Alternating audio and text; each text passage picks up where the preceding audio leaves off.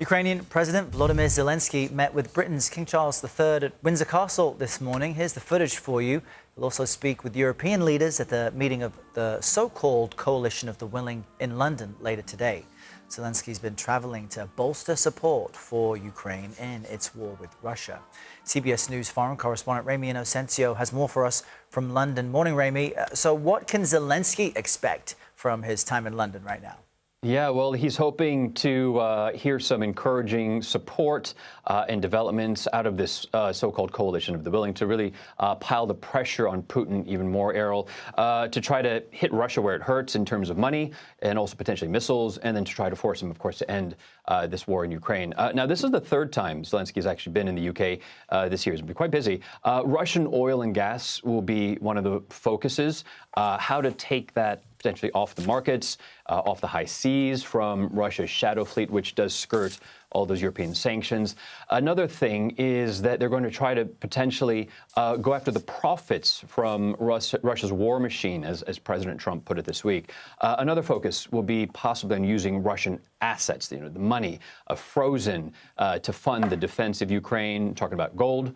We're talking about foreign currencies, dollars, euros, pounds, Japanese yen. $250 billion is the estimate for all of those assets that have been frozen in the EU. And then here, specifically, with British Prime Minister Keir Starmer, he is already announced that he's speeding up the delivery of more missiles to Ukraine. And these are called lightweight multi-role missiles, LMMs. They're laser-guided, but they're short-range. They only have a range of about 5 miles. So this is really more to defend Ukraine's airspace than offense. And at the end of today, 5 p.m. local time, Zelenskyy and Starmer are set for a press conference to hear what's come out of this latest meeting of the coalition. And remind us, Ramy, why those LLMs are so important, because while Zelensky's been on this diplomatic drive this week to get support, his country is still at war and people die daily. So what's the latest on the battlefield? Yeah, absolutely. Well, in terms of missiles, we already saw Ukraine earlier this week fire off UK and France co-produced missiles, the Storm Shadow missiles, hitting a factory in Bryansk, just north of the border of Ukraine. But the latest that we're talking about is actually a drone strike on the outskirts of Moscow. This happened before dawn. Russian authorities say that it was from Ukraine, but, as these things go, Kyiv rarely claims that responsibility. But that drone hit an apartment building outside the center of Moscow. There it is there. 5 people reportedly hurt. That includes 1 child.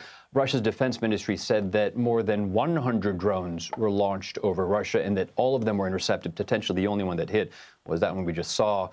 Separately, 2 Russian fighter jets breached NATO airspace again. This time another country, Lithuania. 2 Spanish fighter jets were scrambled to try to respond to that. The president of Lithuania condemned it and then called for stronger European air defense. But Russia has rejected that claim. They did acknowledge that there were fighter jets in their region, Errol, but that they didn't violate the airspace. In total, we've been talking about this for many months now. Russian drones or Russian jets or their parts that have come down, total 10 in terms of the NATO countries that have been affected so far. So much happening on that front, Ramy, across all of it. Ramy, thanks.